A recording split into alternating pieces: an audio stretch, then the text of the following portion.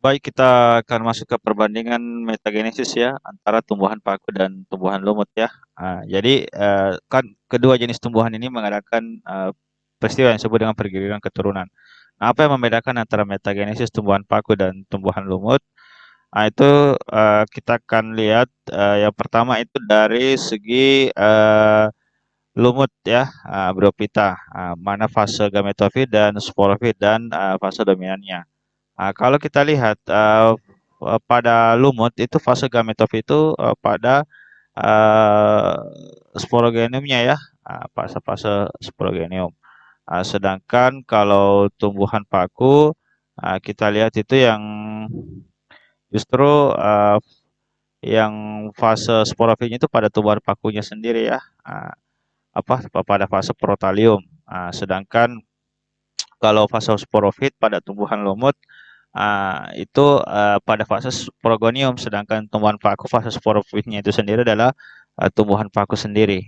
Sehingga kalau kita lihat yang sebenarnya kita lihat pada tumbuhan lumut itu yang justru fase gametofitnya pada tumbuhan lumut itu sendiri, sedangkan untuk tumbuhan paku atau Pteridophyta sebenarnya yang kita lihat, yang rata-rata kita lihat itu adalah fase sporofit ya atau tumbuhan pakunya sendiri. Oke, kita lanjut ke spermatofita ya atau tumbuhan berbiji. Ini salah satu divisi dari tumbuhan yang masuk ke dalam uh, kingdom plantae, yaitu jenis tumbuhan berbiji atau biasa dikenal dengan tumbuhan spermatofita. Tumbuhan berbiji ini biasa disebut juga Anthophyta ya sebagai tumbuhan berbunga. Ini nanti akan memiliki beberapa subdivisi ya. Ada yang disebut dengan subdivisi Gymnospermae atau tumbuhan biji terbuka, di mana ciri-cirinya itu biji itu tidak diselubung oleh carpellum ya atau daun buah. Kemudian bunga itu tidak sejati atau memiliki struktur yang disebut sebagai strobilus. Nanti saya jelaskan bagaimana bentuk strobilus itu sendiri. Kemudian ada subdivisi yang kedua yaitu angiosperma ya. Biasa juga disebut sebagai tumbuhan biji tertutup. Pasti kita tahu semua bahwa biji tertutup itu adalah biji yang diselubungi oleh carpellum atau daun buah ya. Kalau tadi yang gymnosperma itu tidak diselubungi oleh daun buah, sedangkan untuk angiosperma itu juga memiliki yang disebut sebagai bunga sejati ya. Jadi dia memiliki bunga sejati seperti itu. Oke, lanjut kita ke perbandingan antara Gymnospermae dan Angiospermae. Itu kita lihat perbandingannya bahwa pada Gymnospermae untuk sisi pembuahan itu Gymnospermae itu sebenarnya adalah pembuahan tunggal ya. Di mana inti generatif itu ditambah dengan ovum menghasilkan sigot. Sedangkan untuk Angiosperma itu menghasilkan pembuahan ganda ya. Itu ada pembuahan ganda. Oke, kita lihat perbandingan pembuahan antara Gymnospermae dengan Angiospermae. Kalau Gymnospermae itu adalah pembuahan tunggal ya, di mana inti generatif itu nanti akan membuahi ovum untuk menghasilkan cigot.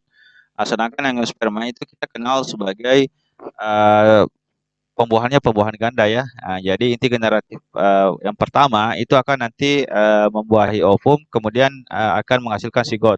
Tetapi ini tidak berhenti di sini saja. Nanti inti generatif keduanya itu justru akan membuahi kandung lembaga sekunder. Yang dihasilkan itu bukan lagi sigot, tetapi yang dihasilkan adalah endosperm. Di mana endosperm ini adalah fungsinya adalah sebagai tempat cadangan makanan. Kemudian kalau kita lihat dari sisi penyerbukan dari gimnosperma itu tetes penyerbukannya itu terdapat pada ruang bakal biji. Sedangkan angiosperma itu letak penyerbukannya itu pada kepala putik. Itu perbedaan antara pembuahan dan penyerbukan. Sedangkan contoh tanaman itu biasa kita jumpa dalam sehari-hari ya, yang untuk gimnosperma ini yang tumbuhan berbiji tertutup itu contohnya seperti pinus, melinjo, damar, pakis saji dan lain-lain. Sedangkan angiosperma itu contohnya padi, jagung, mangga, kelapa dan lain-lain. Seperti itu ya. Kita masuk ke subdivisi Angiospermae, di mana ini ada dua kelas ya, ada monokotil dan dikotil. Kita akan bedakan kedua jenis ini ya.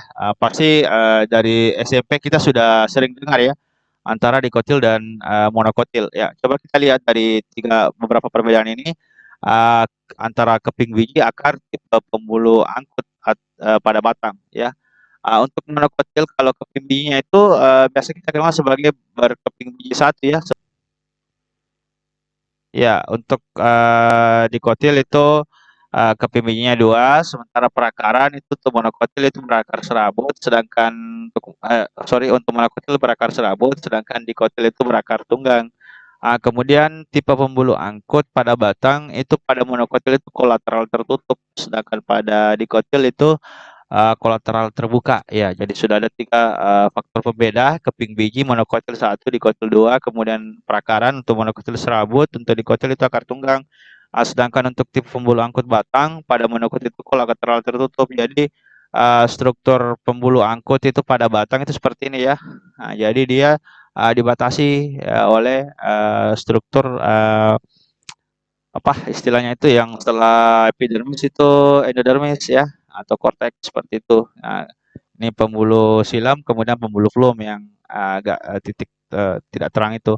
Sedangkan kolateral terbuka itu pembuluh angkutnya itu melingkar ya di sepanjang jari-jari pelur itu seperti itu. Jadi lebih kepada tipe pembuluh angkut yang tidak tersebar, dia justru terbuka seperti itu. Oke, selanjutnya kita masuk perbedaan selanjutnya itu pada kambium pada akar dan batang, peruratan daun, bunga, dan tipe perkecambahan. Untuk kambium pada akar dan batang, untuk monokotil itu dia memiliki ya, uh, memiliki kambium pada akar dan batang, sedangkan dikotil terbalik ya, untuk dikotil itu dia memiliki ya, sedangkan untuk monokotil itu tidak memiliki kambium pada akar dan batang. Kalau peruratan daun untuk monokotil itu dia tulang daunnya sejajar seperti pada gambar. Jadi tulang daun itu tidak berbeda ukuran, itu sama. Untuk dikotil itu penulangannya dia itu penulangan daunnya untuk monokotil itu menyirip atau menjari. Sedangkan untuk pada tipe bunga itu untuk monokotil itu kelipatan 3 ya. Kemudian kalau dikotil itu 245 ya kelipatannya. Sedangkan tipe perkecambahan kalau monokotil itu hipogeal ya. Jadi kotiledon nanti saya akan lihat bahwa titik pembelahan daripada biji itu dia tertanam di dalam tanah. Nah, itu namanya hipogeal. Sedangkan epigeal kotiledonnya itu terangkat ke atas permukaan tanah sehingga namanya epigeal. Seperti itu ya. Ini tadi yang kambium itu dikotil ada, sedangkan monokotil itu tidak memiliki ya pada akar dan batang. Oke ya.